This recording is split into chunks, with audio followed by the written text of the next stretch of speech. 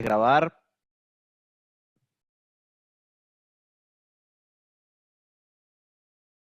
Listo. ¿Ya estás grabando? Sí, sí. Perfecto, listo. No, grabo yo por cualquier cosa también. Y comparto pantalla. Bueno. ¿Se acuerdan que estábamos viendo la parte de elucidación estructural? Acá tenemos un pequeño inconveniente, que es, gracias por habilitar las ventanitas, ¿sí? Habilitar las pantallas, porque si no se hace muy solitario todo esto. Bueno, la elucidación estructural de oligosacáridos. Sí, una técnica, pero esta está más pensado para laboratorio, así que esta parte la van a volver a ver en laboratorio y en esta parte de problemas no se las vamos a tomar.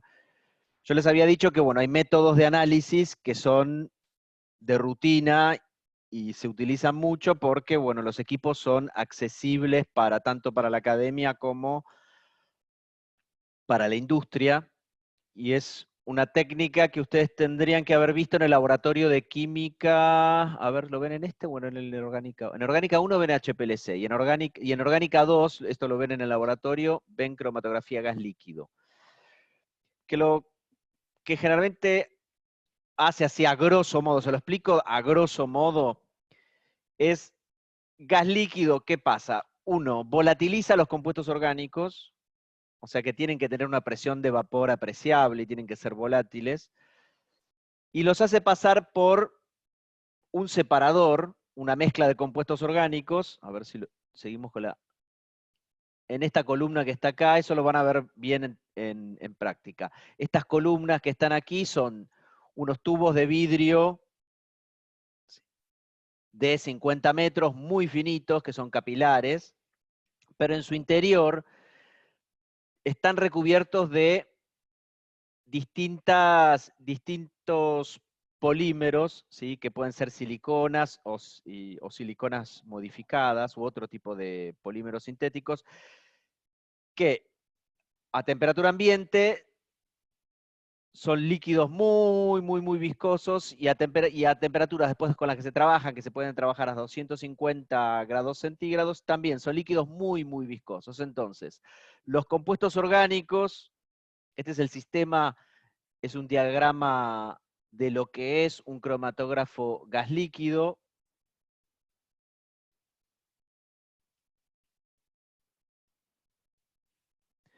Fíjense, ahí donde está la agujita, hay un inyector, uno inyecta disueltos sus compuestos, que no tienen que ser compuestos que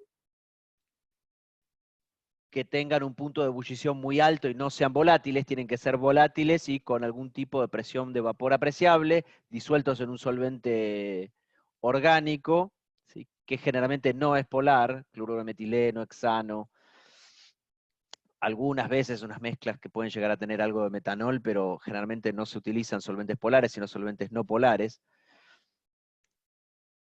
Se los inyecta, ¿y qué pasa? Quedan en el inyector, y lo que se va haciendo es un gradiente de temperatura que va haciendo que se vaya volatilizando esos compuestos y vayan pasando esta columna. Y en esta columna tienen ese líquido viscoso con el cual, bueno, va a ir interaccionando, los analitos van a ir interaccionando y van a ir partiéndose, ese es otro fenómeno que van a ver en laboratorio, van a ir pasando de la fase gaseosa a la fase líquida, que es ese líquido viscoso que está dentro de la columna.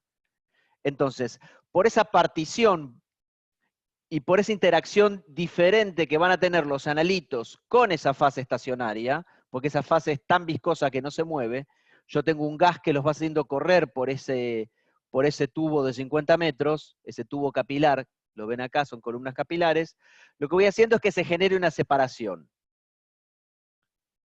Entonces, lo que yo voy a obtener, lo primero que les sale es el solvente, que es más volátil y tiene un peso molecular menor. Entonces, lo que yo voy a ir obteniendo es esto. Van a ser distintas señales que me va a ir detectando el detector.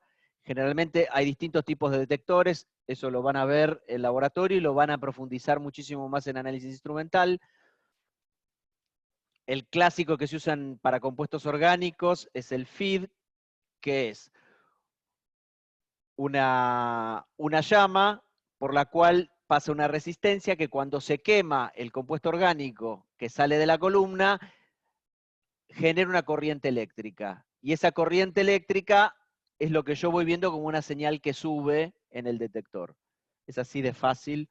Cuando vayan a instrumental, les va a gustar, es una de las materias que a mí más me gustaron. Yo en ese momento también trabajaba en absorción atómica, después trabajé en CGL y HPLC. Pero bueno, saber cómo funcionan los equipos y después tener la posibilidad de, cuando uno trabaja con un equipo, poder desarmarlo y decir, bueno, tengo que limpiar el detector, lo que está perdiendo es por acá, en la zona del inyector, en la zona de la salida de la columna del detector, ese tipo de cosas son muy interesantes. Entonces ustedes van a aprender en instrumental los conocimientos básicos para entender los equipos que van a utilizar. Entonces, generalmente, bueno, se usan gases, un gas carrier que es inerte, bueno, bonito, barato es nitrógeno, muchos usan helio también, dependiendo del tipo de técnica, pero el más barato y el más usado es nitrógeno. Porque bueno, el precio del nitrógeno es muchísimo menor que lo que puede ser el helio, entonces se trata de usar nitrógeno. Y aire e hidrógeno es para hacer una fiesta bomba, pero en realidad es para el detector. ¿Sí? Como yo necesito una llama, se utilizan mezclas de hidrógeno-aire para generar esa llama controlada que está sobre una resistencia, y cuando pasa el compuesto orgánico que sale de este separador, se quema en esa llama y eso genera una corriente eléctrica. Se llama feed el detector. Pero bueno, eso que tiene que ver con los azúcares, les hice un resumen en 5 minutos de lo que puede ser una cromatografía a gas líquido. Bueno, como les dije, los azúcares per se, polihidroxialdehídos, polihidroxiacetonas o polioles, como a veces se los puede encontrar como el sorbitol, como los ven por las uniones hidrógeno que puede formar, ni en sueños esto va a ser volátil o va a tener algún tipo de temperatura de ebullición baja, ¿no es cierto? Entonces, lo que uno hace con los azúcares es primero reducir el aldehído, lo reduce con borhidruro de sodio, quedan los polioles, y como esto tampoco es volátil, lo que uno hace es bloquear la posibilidad de formar uniones hidrógeno acetilándolo. Entonces hace de estos alcoholes, hace ésteres con los acetatos. Estos compuestos, que son alditoles, la reducción de los azúcares, que los convierto de polihidroxialdehído, lo paso a poliol, y ese poliol se llama alditol, los acetilo y los convierto en sustratos volátiles y térmicamente estables. Porque recuerden, si ustedes tienen un azúcar y tienen trazas de agua, ¿qué es lo que van a obtener? Vamos, en miles de flanes no pueden equivocarse. Caramelo. Muy bien. Agua y azúcares da caramelo. O sea que por eso no es muy agradable. Imagínense lo que sería eso, colocarlo en un equipo a altas temperaturas. Esas cosas van a empezar a reaccionar, se van a deshidratar, entonces, bueno, no es adecuado. Entonces yo lo tengo que derivatizar, una forma de... La palabra correcta para que se utilice en química para realizar un derivado para después, para poder analizarlo, se llama proceso de derivatización. Bueno, pasa, como les dije, la cromatografía gas líquido tiene una fase móvil, que es el gas, ¿sí? Nitrógeno o helio. Uno tiene controladores de flujo del gas, si tiene un sistema de inyección, que está a una temperatura que generalmente es más alta de la columna o fase estacionaria, que es esto que está aquí. Esto es un horno donde está, que generalmente me permite hacer gradiente de temperatura, partir de una determinada temperatura y subirla para ir jugando con la selectividad en función de la temperatura. Eso permite reducir los tiempos de análisis, el detector, que hay distintos tipos de detectores, y bueno, un sistema de adquisición de datos, que bueno, que son computadoras. Fíjense que el gráfico este es del año de María Castaña, porque tiene disquetera, la computadora ya no existe, pero bueno, es el que tenía más a mano. Bueno, entonces, con este sistema de separación, yo lo que obtengo es, fíjense qué selectivos que son, qué selectivas que son estas columnas como separadores, que dependiendo del alditol, así sea glucosa, sea manosa, o sea galactosa, yo voy a obtener distintas señales. Esto lo que me permite es hacer un análisis cualitativo, en el caso de que yo tenga un oligosacárido o un polisacárido, para saber qué azúcares tengo, y también voy a tener una idea de la proporción en ese oligosacárido o en ese polisacárido, qué proporción yo voy a tener de cada uno de esos monosacáridos. Entonces, no sé, si yo tengo una subunidad, tengo un tetrasacárido y yo sé que tengo glucosa y galactosa, yo tengo que ver cuál es la proporción que hay de glucosas y galactosas. Porque puedo tener 3 glucosas y 2 galactosas, o mitad y mitad, o al revés, 3 galactosas y una glucosa. Eso lo voy a poder ver integrando las áreas debajo de estos picos. Pero yo les acabo de spoilear una historia, eso lo van a ver sobre todo en el laboratorio, cuando vean azúcares.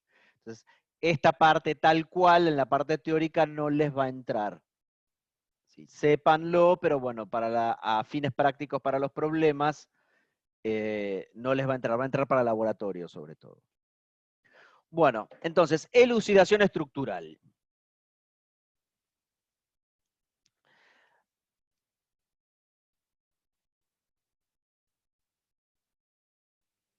Yo para saber, o sea, yo por ejemplo puedo encontrar un oligosacárido y puedo saber, realizando una hidrólisis y después el análisis de los distintos, como vimos anteriormente, de los distintos monómeros, puedo tener una idea de cuáles son los monómeros que componen ese oligosacárido. Pero, ¿qué hemos visto con respecto a las uniones glicosídicas entre los distintos monómeros? ¿Cómo podían ser?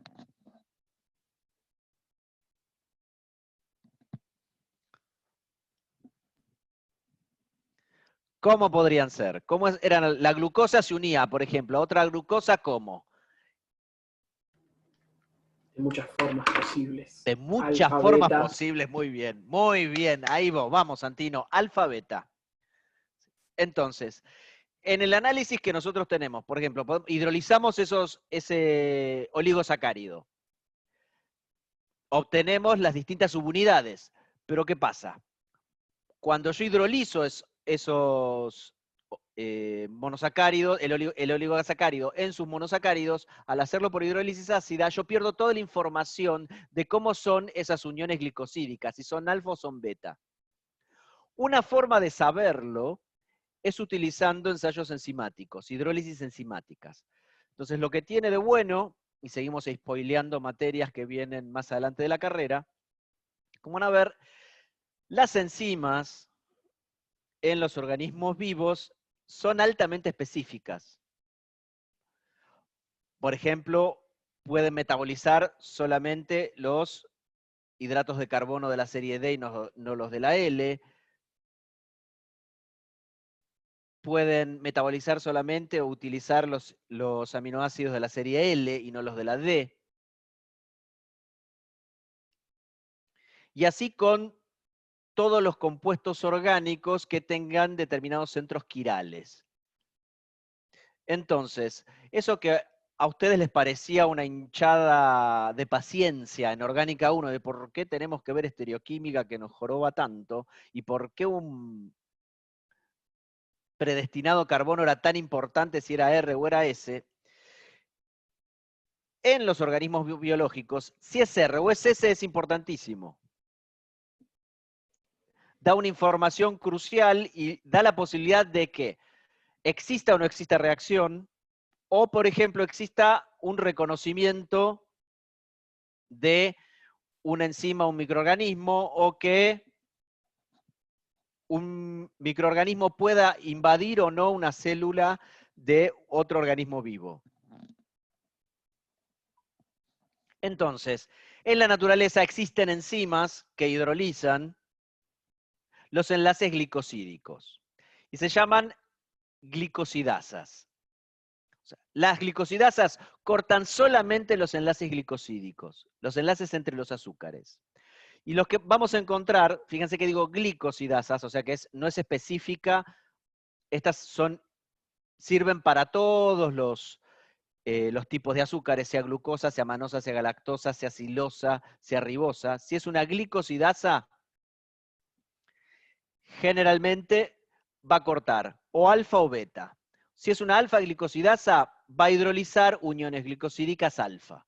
Si es una beta-glicosidasa, va a hidrolizar uniones glicosídicas beta.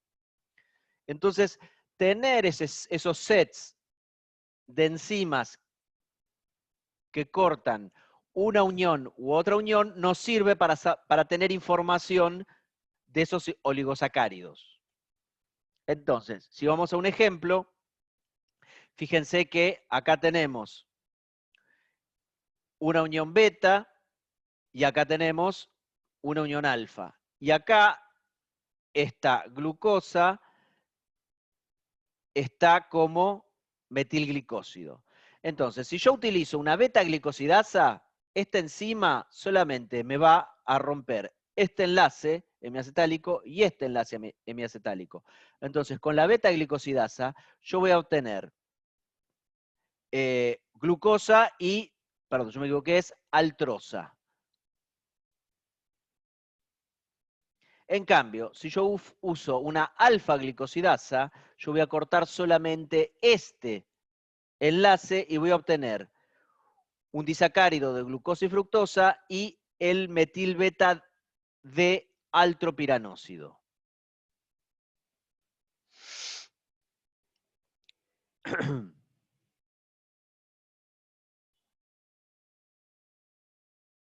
A ver si...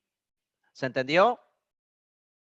Entonces, cuando yo me enfrento a un compuesto incógnita, que es un oligosacárido, y realizo el ensayo enzimático me va a decir qué tipo de uniones tenían entre sí los distintos monómeros de ese oligosacárido. Si todos hubiesen tenido uniones beta, con la beta-glicosidasa hubiese obtenido todos los monómeros que formaban parte del oligosacárido. También, bueno, eso siempre se va a aclarar, existe la posibilidad de que sean específicas para un determinado tipo de monómero. Entonces, yo puedo también tener una glicosidasa específica para glucosa, por ejemplo, una beta-glucosidasa. Entonces, el mismo tetrasacárido que tenía, yo voy a poder hidrolizar solamente las uniones de la beta de la glucosa en beta y voy a obtener la D-glucosa separada del trisacárido y voy a obtener el disacárido que tiene la fructosa y la altrosa.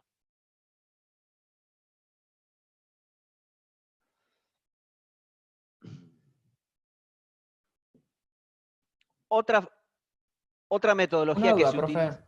Sí, La beta-glucosidasa básicamente hidroliza para obtener el beta-glucosa, ¿no? ¿Por eso se especifica?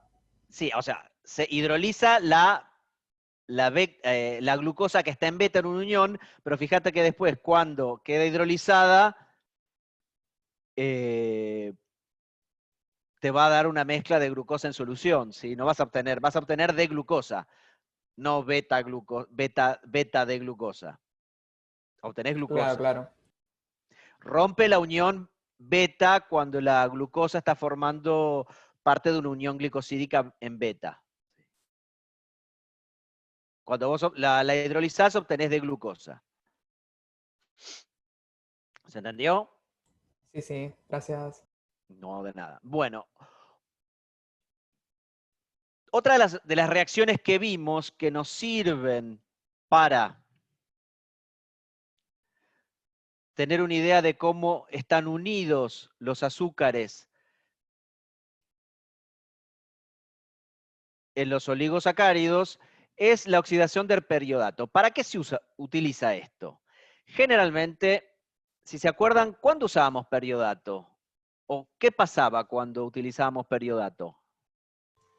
¿No lo usábamos para oxidar dioles vecinales? Muy bien. Se utilizaba para oxidar, o sea, para romper las uniones entre carbonos que tenían dioles vecinales, ¿sí? Si yo tenía un diol vecinal, el periodato me iba a cortar la unión carbono-carbono entre esos dos alcoholes. Y si acá tengo otra unión carbono-carbono que forma parte de un diol vecinal, se va a romper. ¿Esto para qué sirve? Porque si, ¿para qué se hace esto? ¿Para qué se utiliza? Es sobre todo, nosotros con las enzimas lo que veíamos era el tipo de unión glicosídica que teníamos. Pero ahora tenemos que ver, bueno, está bien, yo tengo, supónganse, hago la hidrólisis total y yo sé que tengo fructosa, glucosa y altrosa. Con las uniones glicosídicas yo sé cómo están los carbonos anoméricos, si están en alfa o están en beta. Pero no tengo ninguna información cómo están unidos entre sí esos azúcares. Si son 1,2, 1,3, 1,4, 1,5 de la glucosa con la fructosa, o es 1,1, o la fructosa es, no sé, 2,4, 2,3, 2,2 o 1,1. Si no tengo idea de cómo están unidos todavía. Sé que son tres monosacáridos distintos, sé cuáles son, sé cómo son esas uniones glicosídicas, pero ahora, con la oxidación de periodato, yo la información que tengo es, bueno, ver dónde están los dioles vecinales, que nos da una idea de, bueno, dónde pueden estar unidos los azúcares entre sí. Entonces, si yo hago una ruptura con periodato, lo que veo es que voy a tener un diol vecinal. Fíjense que esto es 1, 2, 3, 4. Entre 4 y 3, entre 3 y 2, tengo uniones de dioles vecinales, o sea que voy a romper estas dos uniones carbono-carbono. Acá no tengo dioles vecinales, o sea que voy a tener la fructosa tal cual.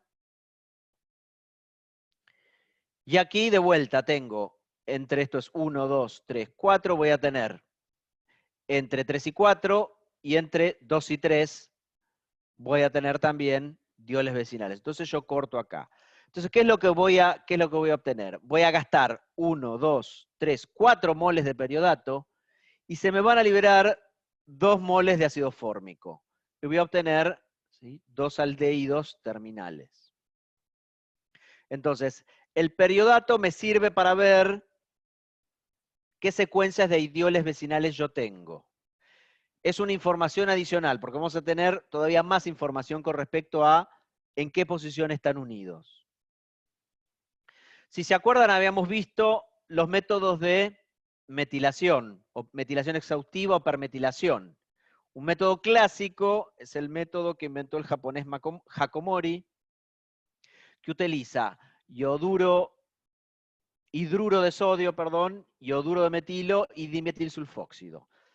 Esta reacción, a veces lo que uno pensaría es que el hidruro de sodio es directamente el que desprotona los hidroxilos.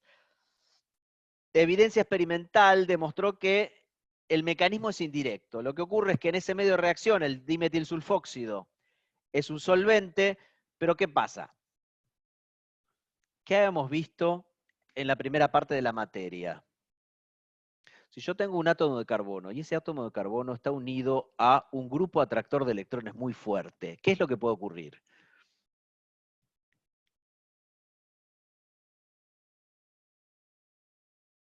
¿Qué se la pasaron viendo en la primera parte, ¿No es la chicos? formación de enolatos que tiene Similar, cierta sí. acidez? Sí, por eso, muy bien. Lo que se forma es el anión. Yo tengo un grupo atractor Imagínense que en vez de ser azufre, esto fuera un átomo de carbono. Si esto si fuese acetona y yo tuviese una base fuerte, ustedes lo que pensarían es que tengo acetona, una base fuerte, no tengo agua en ningún lado, entonces lo que va a ocurrir es que este grupo atractor, que va a ser la acetona, va a hacer que estos hidrógenos unidos a este carbono sean ácidos y van a ser susceptibles de ser sustraídos. ¿No es cierto? ¿Escuchó? ¿Se entendió? Sí, sí. Bueno, Sí, sí. entonces, en vez de tener una acetona, bueno, yo tengo un sulfóxido. Por electronegatividad todavía es un poco más fuerte como grupo atractor. Entonces, en dimetilsulfóxido libre de agua, cuando yo agrego hidruro, lo que yo voy a obtener va a ser la desprotonación de los metilos en alfa, el sulfóxido, y se va a formar hidrógeno gaseoso.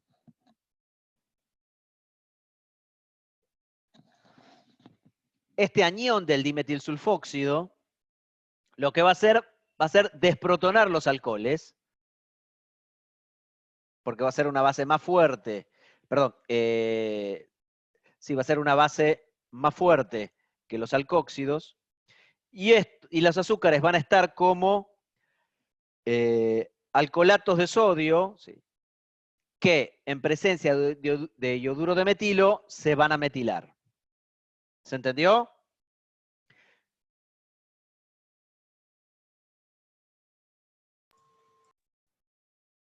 ¿Se entendió? Sí, sí. ¿Se Sí, sí, sí. acuerdan qué era lo que pasaba si yo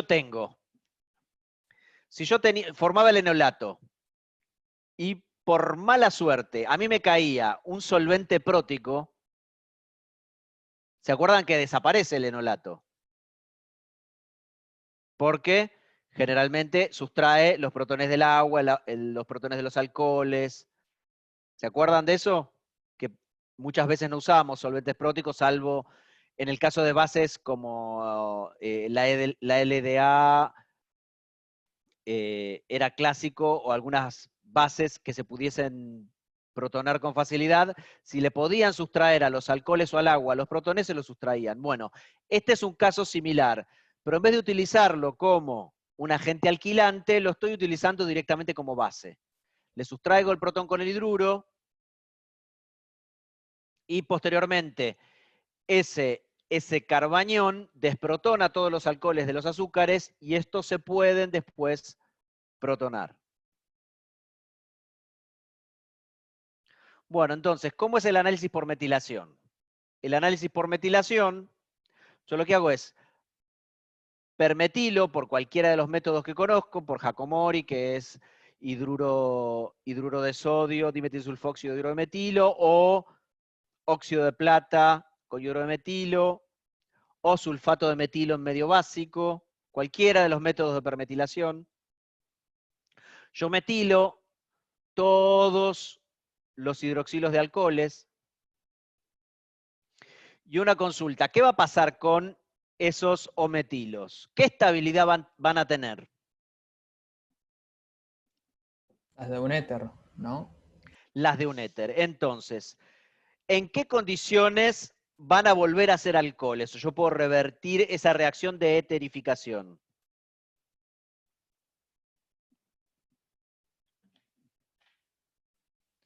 Orgánica 1. Tiene que ser un medio ácido fuerte. Un medio ácido fuerte. O sea que es muy difícil. Sí, es muy difícil. ¿Y cómo van a ser en medio básico esas uniones? Estables. Estables. Entonces, lo que va a ocurrir es que en medios ácidos débiles, esos éteres metílicos, no se van a enterar, no van a reaccionar en un medio ácido débil como es la hidrólisis de azúcares. Voy a necesitar condiciones drásticas o muchas veces ácidos de Lewis.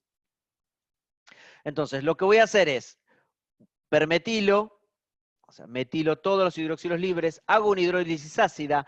En la hidrólisis ácida me va a mostrar las posiciones Las que estaban ocupadas como unión glicosílica o como en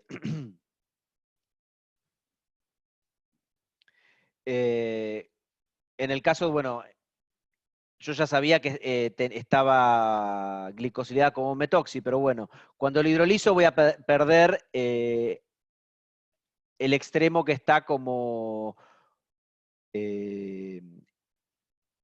acetal con el O-metilo, ¿sí? Pero voy a tener las otras posiciones donde estaban las uniones glicosídicas, las voy a obtener libres.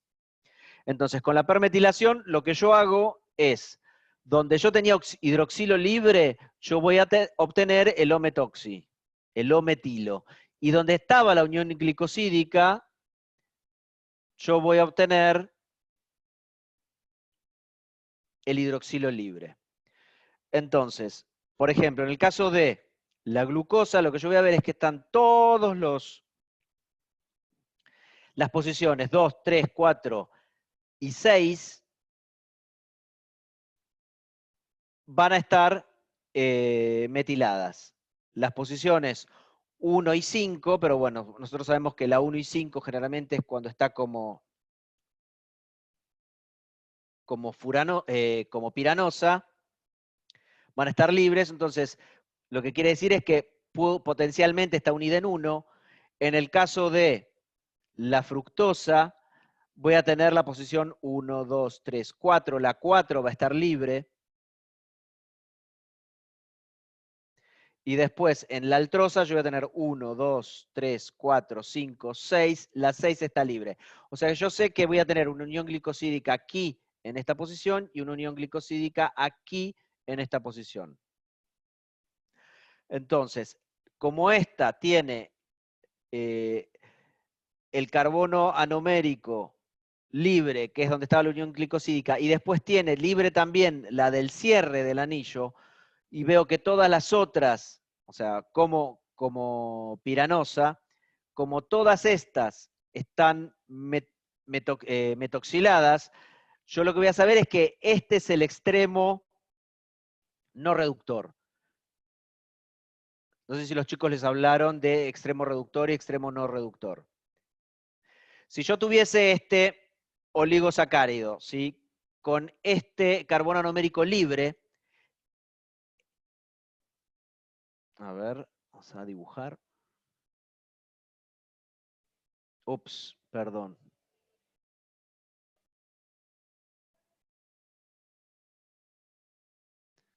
Quería anotar.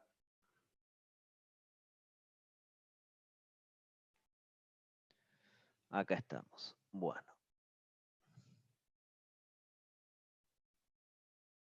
Si yo en vez de O-metoxi acá tendría un hidroxilo y esto estuviese libre, este extremo reaccionaría con los distintos reactivos que vimos, como Tollens, Fellings, Benedict.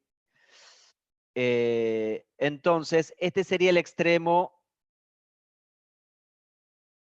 reductor,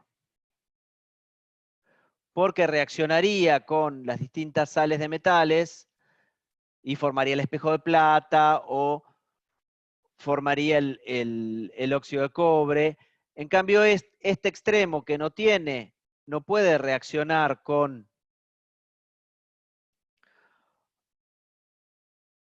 los reactivos oxidantes, ¿sí?, se llama extremo no reductor.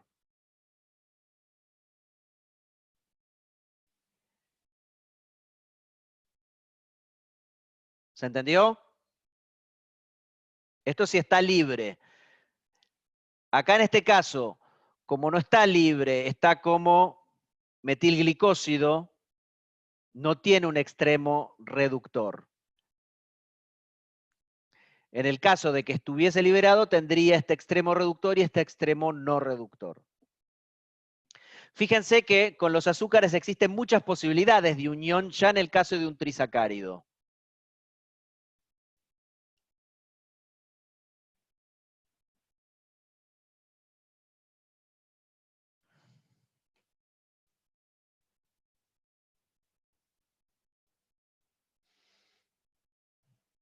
Ay, a ver, esperen que no me está funcionando. Fíjense, ahora vamos a buscar.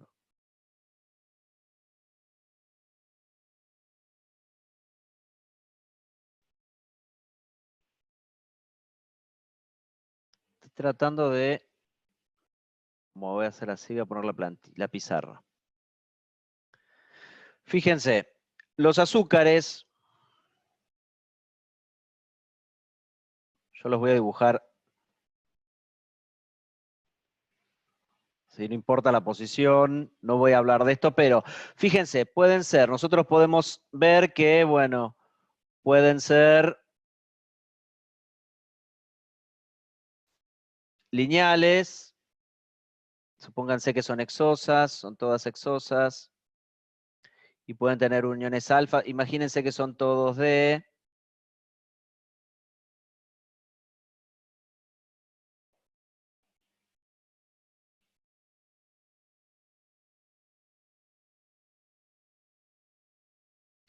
Pueden ser lineales,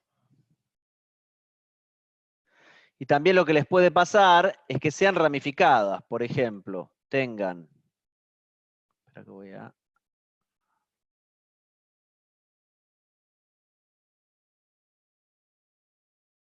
Porque si no se me van a pegotear los dibujos.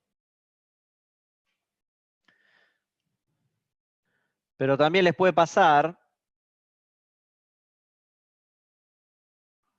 que tengan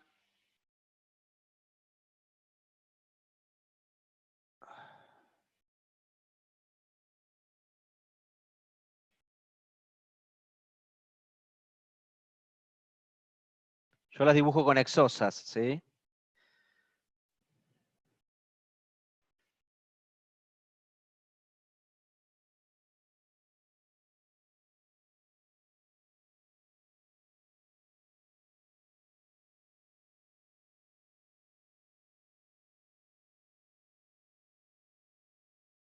Que sean ramificados.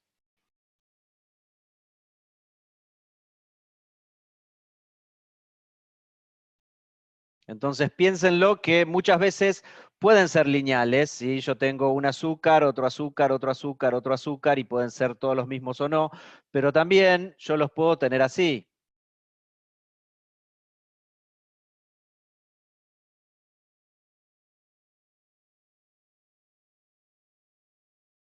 Y así.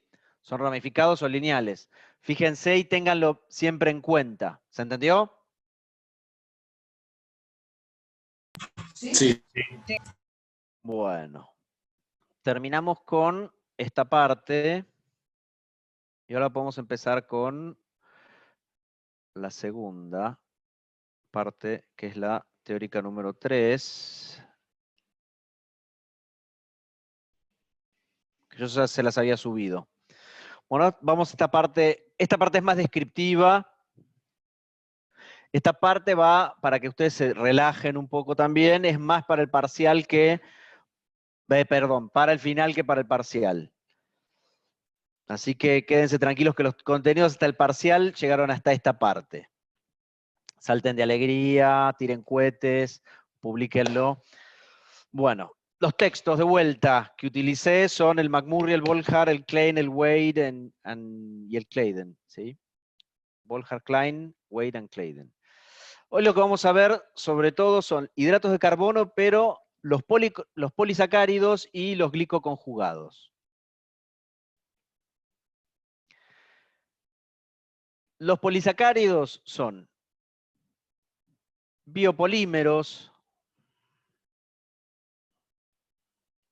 son macromoléculas de alto peso molecular compuestas por numerosas unidades o gran cantidad de monosacáridos. Generalmente, los polisacáridos tienen una unidad, una subunidad que se repite en todo el biopolímero y puede ser de un solo monómero o puede tener a lo sumo en polisacáridos uno o dos subunidades distintas, ¿sí? Entonces, generalmente hay una unión que se va repitiendo en el polisacárido. Dependiendo cómo es esa unión, puede ser, sobre todo en vegetales o en animales, puede ser de almacenamiento, de energía o de tipo estructural. Entonces, podemos tener, en el caso del almidón, que tenemos glucosas alfa 1,4, upa,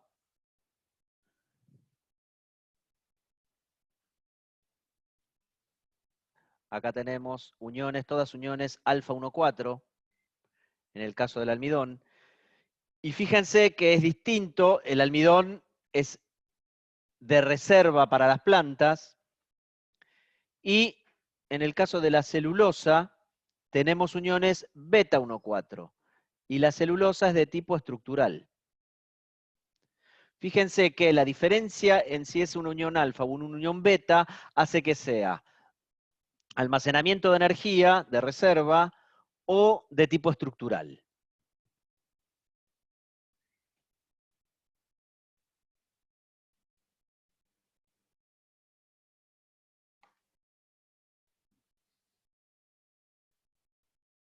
Ahí está.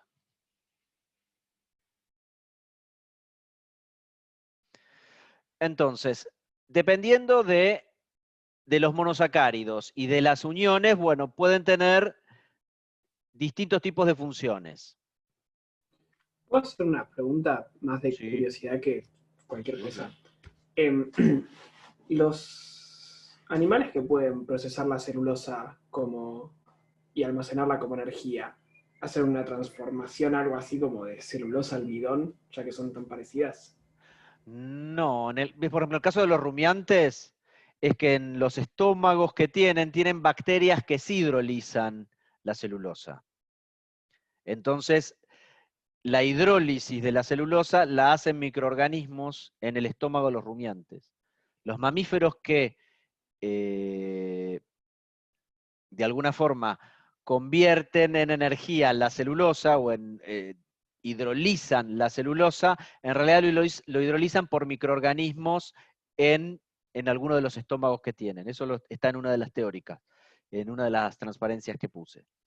Por eso, si no tuviesen esas bacterias, el organismo, la vaca per se, no puede hidrolizar, no tiene las enzimas como para poder hidrolizar la celulosa. Generalmente los herbívoros tienen algún tipo de microorganismo en el estómago, o en algunos, yo no sé si, en algunos, no sé otros mamíferos, pero sé el caso de las vacas, y generalmente los animales que se usan para leche tienen en su estómago bacterias que ayudan a hidrolizar la celulosa. Y nosotros tenemos bacterias que ayudan a hidrolizar el almidón, o son simplemente enzimas que lo logran procesar. No, el almidón, porque nosotros, eso lo vamos a ver ahora más adelante, el almidón es parecido, una estructura tiene similar al glucógeno, que es la forma en que nosotros almacenamos la glucosa. Entonces esa unión sí la podemos romper. La unión alfa 1,4 de las glucosas la podemos romper, pero la beta 1,4 nosotros no tenemos las enzimas para hidrolizarla. Entonces la famosa fibra en la comida generalmente tiene azúcares que tienen polisacáridos que tienen uniones beta 1,4. Lo famoso que uno encuentra como fibra, bueno, parte de eso también es eso. Nosotros la celulosa no la podemos procesar. Sí las termitas, no nosotros. No tenemos la enzima para hacerlo. Entonces, dependiendo, eso depende del polisacárido, depende del microorganismo, pero a grandes rasgos, generalmente se van repitiendo una determinada cantidad de hexosas o pentosas, no hay muchas. En la naturaleza, el azúcar rey es la glucosa, o sea que vamos a encontrar en su mayoría polisacáridos que tienen glucosa o compuestos relacionados con la glucosa. Por ejemplo, el material de reserva, habíamos dicho que bueno, es el almidón o el glucógeno, tienen uniones alfa 1,4 de glucosa y estructurales como celulosa y quitina, que los vamos a ver. Dependiendo los tipos de monosacáridos que tengan, los polímeros pueden clasificarse en homopolisacáridos, que tienen un solo tipo de subunidad, que es un monosacárido. Generalmente puede ser glucosa, o puede ser en algunos manosa, galactosa, pero son los menos, generalmente es glucosa. O heteropolisacáridos, que tienen mezclas de distintos monosacáridos, pero generalmente tienen glucosa y algún otro monosacárido. Bueno, entonces, fíjense, ya hemos visto la celulosa, que tiene uniones beta 1,4 de glucosa. Puede tener de 1000 a 1500 unidades por cadena, o sea que son lineales, y con uniones beta 1,4. Tienen esto lo ven en la transparencia siguiente. Estas unidades pueden ir girando y eso va haciendo que, cuando ustedes piensan en celulosa, ¿en qué es lo que están pensando? Les dicen celulosa, ¿en qué es lo primero que se les ocurre en la cabeza? Un papel. Papel, árboles, hojas. ¿Sí? Cuando piensan en celulosa, ¿qué forman parte de la celulosa, sobre todo en un árbol? Cuando dicen celulosa, ¿qué es? La madera, ¿no es cierto? Tiene un porcentaje alto de celulosa. La madera, el papel, el papel sale de la madera del árbol. ¿Y qué es lo que hace que ese árbol sea rígido? La estructura de celulosa que tengan. Entonces, ese biopolímero es muy fuerte. ¿Y por qué es muy fuerte? Es porque tiene interacciones intermoleculares e intramoleculares muy importantes. O sea, estas subunidades entre sí también forman uniones hidrógeno. Es el 50% de la madera seca, el 90% del algodón, por eso en la práctica de laboratorio usan algodón para hacer acetato de celulosa. Lo que tiene es que, bueno, no es digerible, porque, bueno, los animales no tenemos, los mamíferos, la mayoría no tienen enzimas que hidrolicen las uniones beta 1,4. Pero bueno, en el caso de los rumiantes, en el tracto digestivo, tienen bacterias capaces de degradar celulosa. Además de hacer acetato de celulosa, como la celulosa es un material, ¿no? Si uno usa sulfuro de carbono en medio básico, uno puede llegar a hacer hasta polímeros textil, que se usan de la vía de forma textil, como el rayón o la viscosa. Los que sepan un poco más de moda van a saber que son esa tela medio brillante, medio suave, se hace a partir de celulosa. Como les decía, ¿qué es lo que ocurre? En la celulosa, alternadamente, ¿sí?, estos acetales que son ecuatoriales, se pueden girar alternadamente los monómeros, y lo que van a provocar es que formen interacciones hidrógeno, puente de hidrógeno, unión hidrógeno entre los distintos monómeros. Entonces yo formo una unión hidrógeno, además intramolecular y después intermolecular. Estos biopolímeros son muy resistentes, ¿sí? O sea, tienen uniones intermoleculares muy fuertes e intramoleculares muy fuertes. Entonces, romper mecánicamente estos polisacáridos va a ser un poco más difícil si no tuvieran estas uniones hidrógeno. Por eso son de tipo estructural. Lo podemos encontrar en la madera, en las hojas. Esa rigidez que tiene la madera y esa rigidez que tienen las hojas viene dado por la estructura de la celulosa. ¿Se entendió hasta ahí? Sí. Bueno, entonces vamos al caso. La reserva en plantas, fíjense que cambia la unión glicosídica, va a ser glucosa beta 1,4.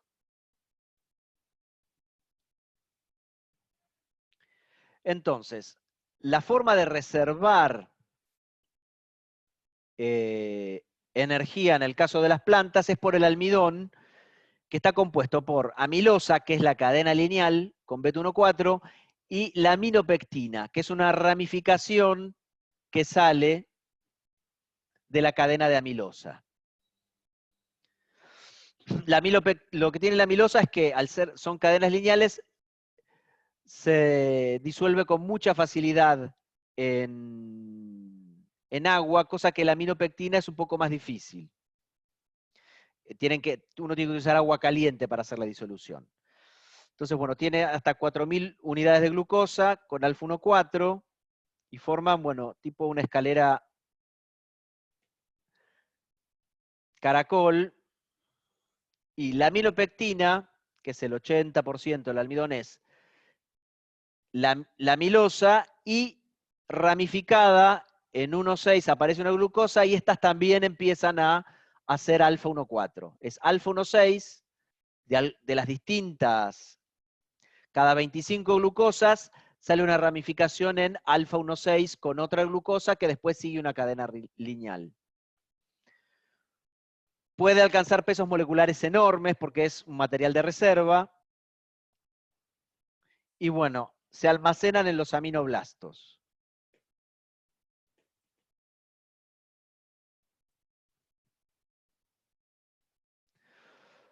En el caso de los mamíferos, esto era en plantas, en los mamíferos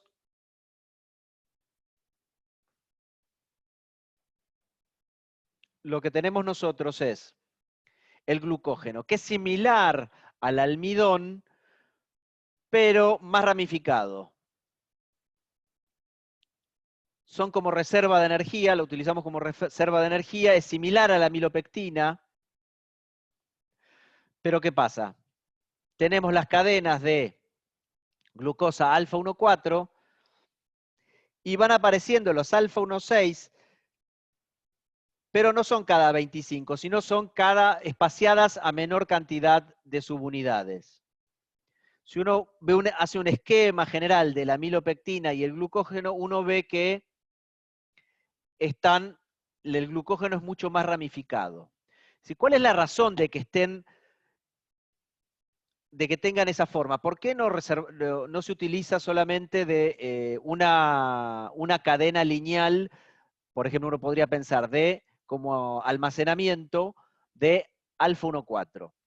Esta forma de hacerlo ramificado, lo que se vio es que hace más eficiente el proceso de obtención, o sea, reduce mucho los tiempos de obtención de subunidades para utilizarlo como energía. Si fuesen cadenas lineales, lo que pasaría es que si fuese solamente, por ejemplo, esta cadena lineal, uno almacenara solo cadenas lineales bien largas, cada vez que uno necesitaría energía, uno tendría un polímero enorme y tendría que ir cortando uno por uno los extremos. En cambio, al ser ramificados, uno tiene muchas puntas donde cortar. Entonces, para la obtención de la energía, al ser ramificado es mucho más sencillo. El tiempo y la energía para obtener los azúcares libres para utilizarlos como energía es mucho más fácil si el sistema está ramificado. Por eso, tanto la amilopectina, el almidón, como el glucógeno son ramificados, no son cadenas lineales. Otro polisacárido que yo les nombré, que es de tipo estructural, que es la parte crujiente, que va a ser parte de los snacks del futuro, es la quitina del exoesqueleto, de los insectos y de los crustáceos. ¿Sí? Son polímeros similares. Fíjense que de vuelta tenemos como una estructura base de glucosa beta 1,4 que al poder girar va a dar una estructura rígida. O sea, pasamos cuando es beta 1,4 es estructural. Pero ¿qué pasa? En vez de ser glucosa, en el caso de los insectos y crustáceos, es N-acetilglucosamina. Entonces, en vez de glucosa es N-acetilglucosamina. En posición 2, en vez de tener un hidroxilo, tengo un amino y ese amino está acetilado.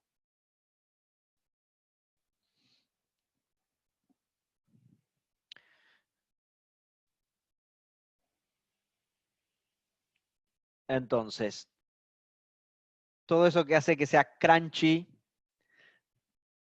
y crujiente pisar una cucaracha, a algunos les da impresión, es la quitina, chicos. Pero bueno, es uno de los materiales del futuro, así que piénsenlo como inversión para algo. En materiales, últimamente estoy viendo muchos proyectos, entre los que me ha tocado evaluar por distintas razones y todo, es en materiales a nivel país y a nivel mundial.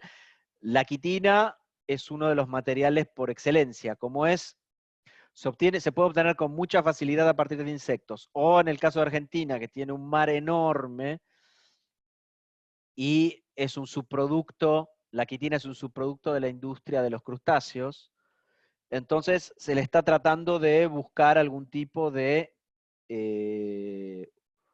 utilización a tipo industrial.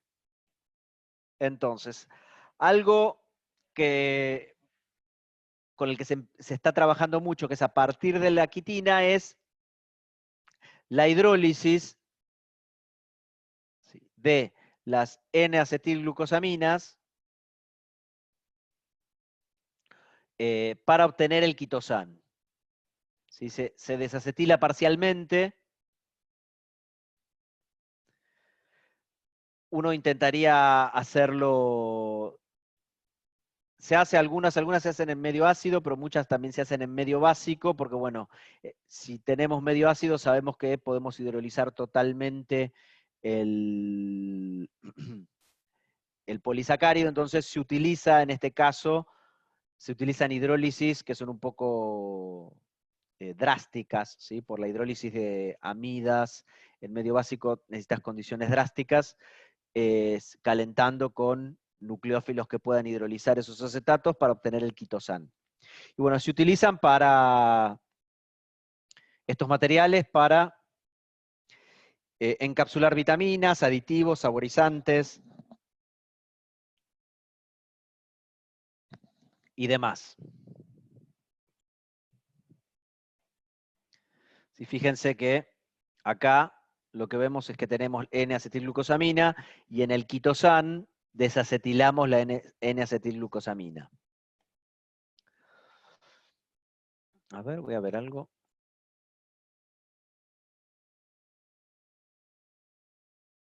Hoy va a ser corta la teórica, así que no vamos a tener intervalo. ¿Qué les parece? ¿Están de acuerdo? Sí, por mí sí. Depende de la definición de corta. 15 minutos más. 20. Muy de ¿O acuerdo. quieren hacer un Entonces, intervalo? Por si me... No, por no, si me- si es así de corta, creo que preferimos terminar temprano, yo al menos. Bueno, listo. Bueno. Otros polisacáridos son oligosacáridos, pero están también muy de moda. Y en realidad no es que estén muy de moda, que fueron oligosacáridos a los que se les encontraron propiedades que se puedan utilizar a nivel materiales, a nivel industria farmacéutica, a nivel industrial en general. Son, por ejemplo, las ciclodextrinas. Dice, como el nombre lo dice, ciclodextrinas, uno se imagina que son ciclos de oligosacáridos, ¿sí? Entonces, son de bajo peso molecular, ¿sí?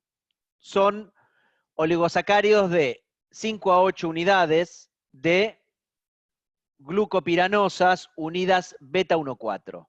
Se obtienen a partir del tratamiento enzimático con una bacteria que se llama Bacillus macerae, de la amilopectina, ¿sí?, de las plantas.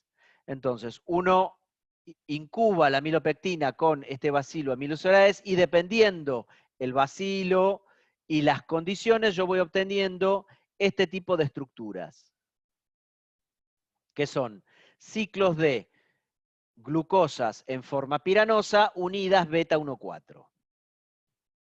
¿Y esto qué es lo que termina generando? Este tipo de estructura, ¿sí?, se llama toroide. ¿Qué se ríe el muchacho?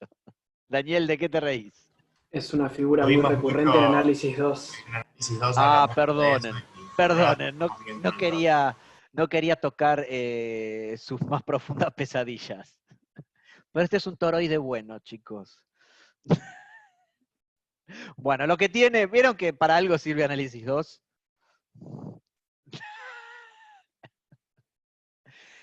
Por ahora no te creo, tío. No, Sirve sirve, para sirve. perseguirte en física 2 nada más.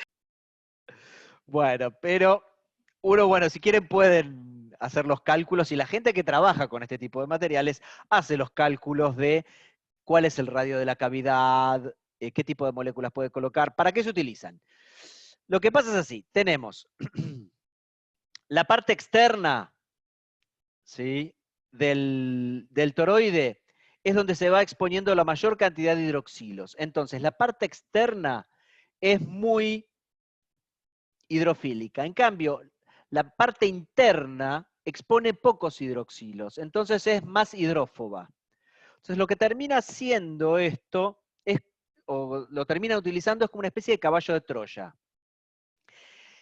Por ejemplo, en el caso de química medicinal, la gran mayoría de drogas activas son muy lipofílicas, sobre todo en el caso de oncológicas y antibacterianas. Entonces, muchas veces el principal problema que se tiene es la vehiculización de esa droga para que ingrese al organismo y después termine ingresando a la célula. Quizás puede pasar la membrana celular, pero, por ejemplo, no puede disolverse bien en el torrente sanguíneo. Y eso es un problema. Entonces, generalmente lo que se hace o se está haciendo en los últimos años es utilizar las ciclodextrinas como caballo de Troya para esto. ¿Por qué? Uno coloca una molécula que termodinámicamente va a insertarse, si tiene el tamaño adecuado, ¿no?, por interacciones hidrófobas en el interior del toroide, y ese toroide lo voy a poder ingresar al organismo, va a ser soluble porque tiene expuesto todos los hidroxilos del exterior,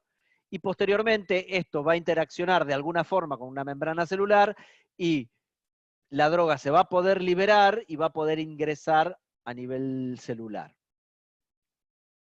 ¿Cómo me cuesta esta transparencia? Por Dios. Esto es por usar...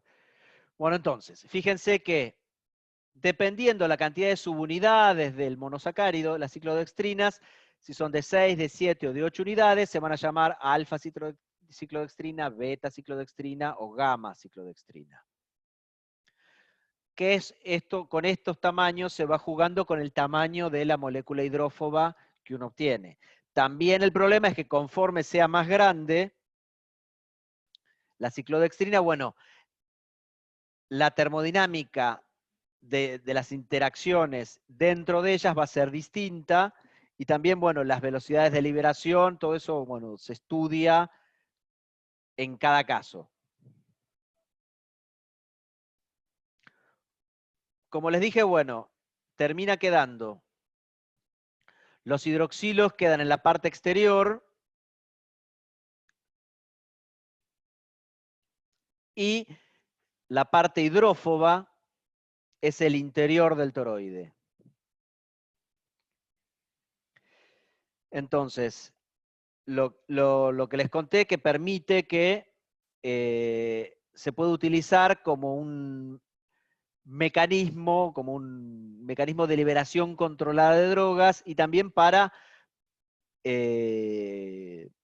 bueno, en drogas se usa mucho, también se puede usar en alimentaria o en perfumería, pero como forma de ingresarlo al organismo. Una molécula que sea muy lipofílica, y yo la necesito, por ejemplo, para una droga que sea intravenosa, o una droga que tenga que utilizarse en un comprimido y se absorba, por ejemplo, en el estómago y no en el intestino, voy a utilizar este tipo de, o voy a intentar, como una de las posibilidades, porque hay muchas, utilizar este tipo de dispositivos como las ciclodextrinas.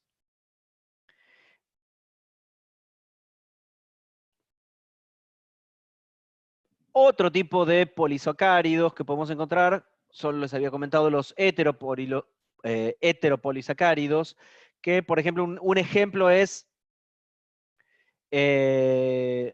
la inulina, que la podemos encontrar en las raíces, en los tubérculos y en los rizomas de algunas plantas, que está compuesta por subunidades de fructosa, ¿sí? Que están todas beta 2,1, y una subunidad de glucosa que se encuentra en alfa 1,2. Fíjense que son especiales. Otro polisacárido que podemos encontrar, que es la hemicelulosa, en la que encontramos subunidades de silosa y ácido glucurónico en 1,2. Fíjense que así todo, más allá de que tenga un ácido glucurónico, o sea, va a ser soluble en agua, pero no es tan soluble por el tipo de interacciones que tiene esta cadena. Estas cadenas, al tener uniones beta 1,4, también forman uniones hidrógeno. Entonces, hace que sea muy rígida y muy estructurada. Entonces, bueno, se utiliza como, o se encuentra como un polisacárido de nivel estructural. Y bueno, otros ejemplos que vamos a encontrar son, esto está muy de moda, no sé quién fue alguien que me preguntó la última vez del ácido hialurónico. Alguien me había preguntado, alguien que se quería colocar así, son muy jóvenes para estirarse, chicos, o para colocarse cosas en la cara, o sea, para la gente de mi edad para arriba. Bueno, el famoso ácido hialurónico es un polisacárido compuesto por ácido glucurónico y N-acetilglucosamina. O sea, intervienen sobre todo, bueno, en la reparación celular, están en el tejido conectivo, en el cartílago, en el líquido sinovial, ¿sí? Que ese es el líquido que está en las articulaciones. El lubricante de las articulaciones, bueno, tenemos este polisacárido. Por eso, bueno, suplementarnos con esto no nos va a hacer ningún tipo de daño, porque bueno, nuestro organismo no lo va a rechazar, forma parte de nuestro cuerpo. Lo que puede pasar es que también, bueno, se hidrolice con facilidad. Después, si alguien, bueno, alguna vez se operó, sabe que, bueno, cuando uno lo están por operar, lo heparinizan. ¿Escucharon ese verbo o esa palabra? Heparinizar, bueno. Las heparinas son anticoagulantes naturales. Y es un polisacárido. Es un anticoagulante y tiene peso molecular de 12 a 15.000. Hay un error en la teórica que tienen ustedes que, o sea, está compuesto por, fíjense que dice alfa, el de ustedes dice alfa de ácido idurónico, es idurónico. Es alfa L ácido idurónico, lo tienen que corregir. Entonces, fíjense cómo está compuesto. Es similar al hialurónico, pero la heparina es un polímero que tiene N-acetilglucosamina, pero en posición 6 está sulfatada, ácido glucurónico, N-acetilglucosamina, sulfatada, también puede estar sulfatada, el sulfatado del amino.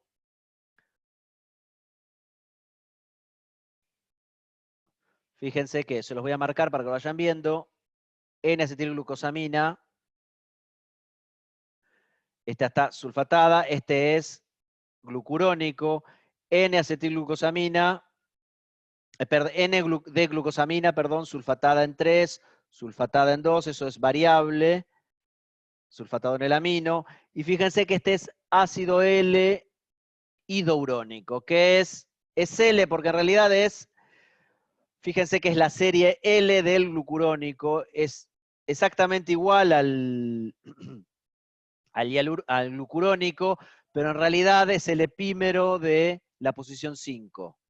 Es el L, porque justo es el anteúltimo, es el alfa L idurónico. Por eso en vez de ser beta es alfa, porque la unión va en contra de la cadena del carbono que define la serie.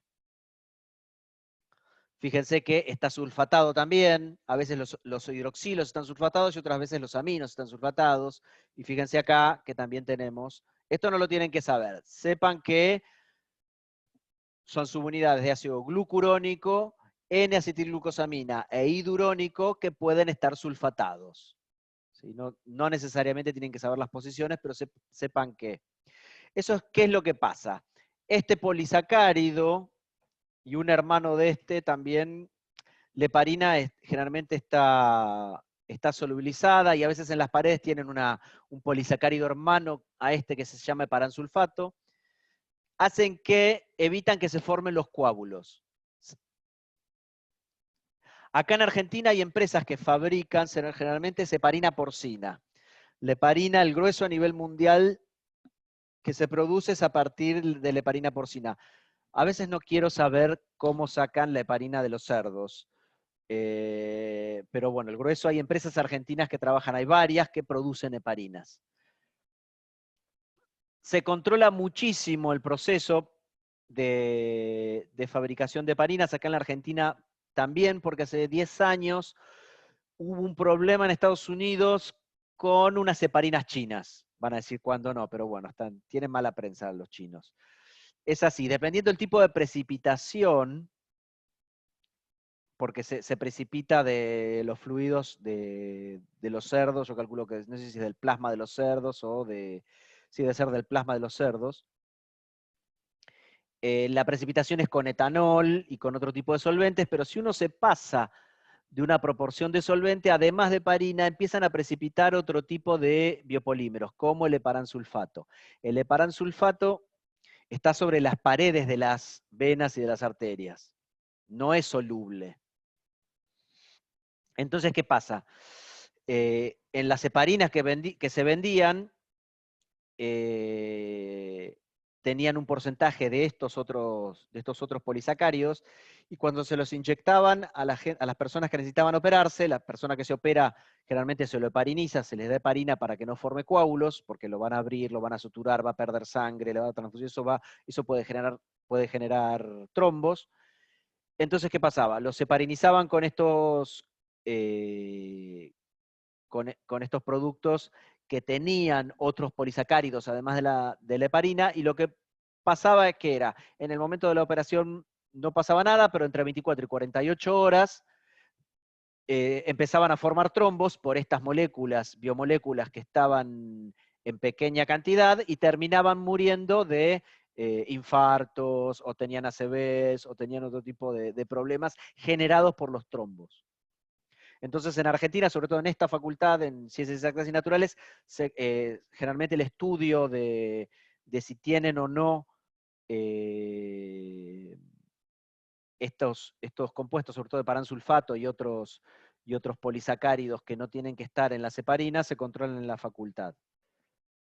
Tiene que hacerse en un equipo de 500 MHz, siguiendo un protocolo del FDA o del Ente Europeo de Farmacia, y todas las heparinas que se usan en la Argentina, las que vienen, las que se producen acá, las que se importan, las que se exportan, pasan por la facultad y se hace el control de que no tengan estos polisacáridos que no tienen que tener las heparinas normalmente. Entonces es un control muy estricto, porque bueno, empezó a haber generalmente se siguen estadísticas, un porcentaje altísimo de gente que se moría después de las operaciones. O sea, ya un 10%, un 15% de mortandad es en operaciones regulares, es decir, uno tiene que empezar a sospechar, y sobre todo eso saltó en Estados Unidos, que la gente empezaba a fallecer por complicaciones posteriores a la operación, sobre todo por trombos. Y llegaron a la conclusión que era por las heparinas. Entonces, a nivel mundial se controlan muchísimo.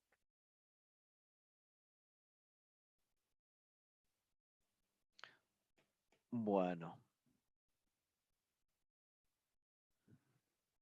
Ay, cómo me cuesta pasar a la siguiente. Ahí está. Bueno, y ahora vamos a la parte final, que son los glicoconjugados, ¿sí? Los azúcares generalmente los podemos encontrar como polisacáridos, pero también los podemos encontrar como oligosacáridos o polisacáridos unidos a otro tipo de biomoléculas. En la naturaleza vamos a encontrar que, y es parte de lo que vamos a ver, las principales biomoléculas son los azúcares, mono, oligo y polisacáridos, péptidos, oligopéptidos y proteínas, y ácidos grasos y lípidos. Entonces, los podemos encontrar a los azúcares, son glicoconjugados, combinados con los otros tipos de biomoléculas. O sea, van a ser azúcares y péptidos o proteínas, azúcares y lípidos. Dependiendo de la proporción, sea más azúcar o más proteína o aminoácido, o más azúcar o más lípido, van a tener determinado tipo de nombre. Entonces, están todos asociados, bueno, son parte de procesos a nivel celular. Entonces, cuando los llamamos proteoglicanos, fíjense que el final de la palabra es glicano, ¿qué quiere decir? Que la parte más importante, o la porción más importante, es la parte de los azúcares. Es un proteoglicano. Entonces, tiene el hidrato de carbono en mayor proporción y la proteína en menor proporción. Los hidratos de carbono generalmente son unidades repetitivas, en ese caso. Después tenemos las glicoproteínas. Entonces, la proteína está en mayor proporción y el hidrato de carbono en menor proporción. Son hidratos de carbono en oligosacárido sin unidades repetitivas. Y generalmente, cuando no son unidades repetitivas, o sea, esto es de nivel estructural cuando es repetitivo, y en el caso de las glicoproteínas, esto tiene más que ver con reconocimiento. Acuérdense que distintos polisacáridos era como el código de barras o la combinación de la cerradura para distintos procesos biológicos. ¿Se entendió? Distintos azúcares, combinaciones en distintas formas, me van a hacer una combinación que me sirva para reconocimiento de una señal o un disparador o algún tipo de interacción entre distintas biomoléculas. Y en el caso de las otras moléculas son los glicolípidos, el lípido es mayor proporción y el hidrato de carbono en menor proporción. Bueno, las glicoproteínas, ¿sí? Puede ser en el carbono anomérico, puede tener una unión o glicosídica o N-glicosídica.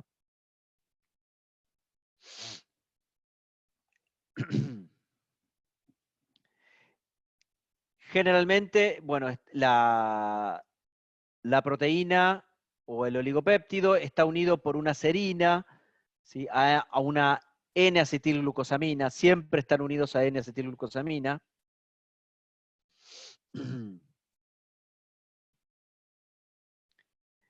Y intervienen en el reconocimiento molecular, la interacción y regulación de enzimas. Estas estructuras sirven para señalización, ¿sí? Que vienen para informar sobre glicosidaciones o fosforilaciones, dependiendo cómo sea la señal a leer. En las glicoproteínas, ¿sí? Pueden ser también, habíamos dicho, N-glicosiladas, o sea, en el carbono anomérico, en vez de tener una unión por un oxígeno, lo tienen por un nitrógeno. En este caso, bueno, lo vamos a ver la clase que viene, hay un aminoácido que se llama asparragina, y bueno, por el nitrógeno de esta asparragina está unida, ¿sí?, a la N-acetilglucosamina. Entonces, lo que podemos ver es que, bueno, tenemos la asparragina, si uno lo ve, la asparragina está unida a la N-acetilglucosamina y a partir de ahí uno tiene una secuencia de azúcares, que pueden ser distintos, que no son muchos, pero esa combinación da la posibilidad de algún tipo de reconocimiento. Entonces siempre tenemos una asparragina, N-acetilglucosamina, sigue otra N-acetilglucosamina, y después, bueno, manosas, N-acetilglucosamina, galactosa, N-acetilneuramidato. Y bueno, generalmente no se los tienen que saber de memoria, pero es a nivel informativo. Los 8 monosacáridos más frecuentes en las glicoproteínas, fíjense que no son muchos, son glucosa, galactosa, N-acetil de glucosamina, N-acetilgalactosamina, manosa, fucosa, silosa y N-acetilneuramínico, ácido N-acetilneuramínico. Esas son las 8 subunidades que uno tiene de reconocimiento para las glicoproteínas. Esas generalmente las vamos a encontrar en la superficie, muchas de ellas de las membranas celulares, y tienen expuestos los azúcares hacia el exterior como señal de reconocimiento. Muchas moléculas reconocen, eso lo habíamos visto con, bueno, muchos virus y bacterias pueden interaccionar, por ejemplo, si eso es una señal, esos azúcares pueden ser como la entrada a la célula. Si uno de alguna forma interacciona con esa secuencia, con ese motivo de oligosacáridos, puede ser la entrada a la célula. Muchos virus y bacterias hacen ese tipo de cosas, reconocen de alguna forma, o tienen la forma de, como un ladrón, de poder interaccionar con esa secuencia y poder ingresar a través de la membrana celular, porque interaccionan con esta secuencia de oligosacáridos. Por ejemplo, los glicolípidos, si los lípidos los vamos a encontrar en la membrana, los vamos a ver después a nivel estructural, los vamos a ver en 2 clases o 3 clases más. Entonces los vamos a tener, estos son los lípidos, y fíjense que van a de alguna forma estar unidos a, por ejemplo, a la cabeza del lípido, para estar en el exterior de la célula, y sirve para reconocimiento. Siempre están hacia afuera de la membrana los azúcares. Y fíjense, si se ponen a pensar, ¿qué estructura tienen los azúcares? ¿Qué son? De vuelta. Pensémoslo. Estructuralmente, ¿qué eran? Van hacia lo más básico que vimos al principio de las teóricas de azúcares. Aldehídos y cetonas. Polihidroxialdehídos y polihidroxicetonas. Cuando se ciclan, forman la unión hemiacetálica. ¿Y qué queda en esa estructura cíclica? ¿Qué queda en esa estructura cíclica? ¿Cómo queda? Quedan los hidroxilos hacia afuera. Entonces, estructuralmente, esa molécula tiene una enorme capacidad de ser donor-aceptor de uniones hidrógeno. Entonces, por lo estructural, por su posibilidad de formar uniones hidrógeno, de interaccionar mucho también con las moléculas de agua, generalmente el oligosacárido, cuando es pequeño y está en funciones de reconocimiento, está hacia afuera de la membrana celular. Entonces esto es el exterior, y uno ve que tanto sea glicoproteína o glicolípido, la porción de azúcar siempre está expuesto afuera de la membrana. Entonces, como les había comentado antes, bueno, en la superficie sirven como puntos de reconocimiento y contacto. O sea, sirve también para el reconocimiento hormonal, ¿sí? Las hormonas también reconocen a esta secuencia de oligosacáridos externa, y se puede generar una señal. Muchas toxinas también lo pueden hacer, los virus, las bacterias. Y en el caso de otras células, ¿sí? Hay oligosacáridos de reconocimiento que se llaman, y proteínas que tienen oligos también de reconocimiento, que se llaman lectinas, que también reconocen a estos oligos que están en la superficie celular. O sea que entre célula y célula también hay un tipo de interacción que viene dado por estos oligosacáridos de la membrana. Y algo así como nota de color, ¿sí? Los famosos tipos de sangre, el A, el B y el 0, ¿sí? son los antígenos que se encuentran en las membranas de los glóbulos blancos. Fíjense, el 0, fíjense que tiene una secuencia de galactosa, N-acetilglucosamina, galactosamina y fucosa.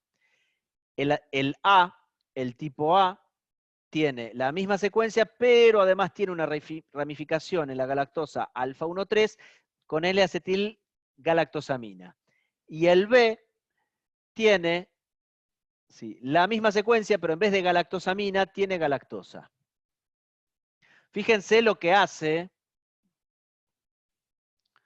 la diferenciación en un azúcar en la membrana celular. O sea, los glóbulos rojos, bueno, son células que se encuentran en el torrente sanguíneo. Entonces, fíjense lo que son los antígenos. O sea, los grupos sanguíneos están dados por la ausencia de un azúcar o que ese azúcar que se encuentra, que sea galactosa, sea N-acetilado o sea galactosa común.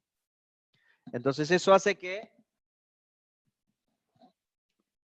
por eso, fíjense que entre los distintos grupos A y B no se puedan dar, y por ejemplo, el universal o el 0 le puede dar sangre al A o le puede dar sangre al B.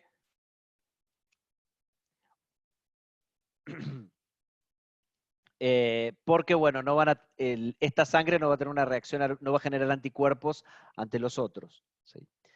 Bueno, y con eso terminamos la clase de hoy, terminamos 5:30. ¿Sí? ¿Alguna duda? Creo que no.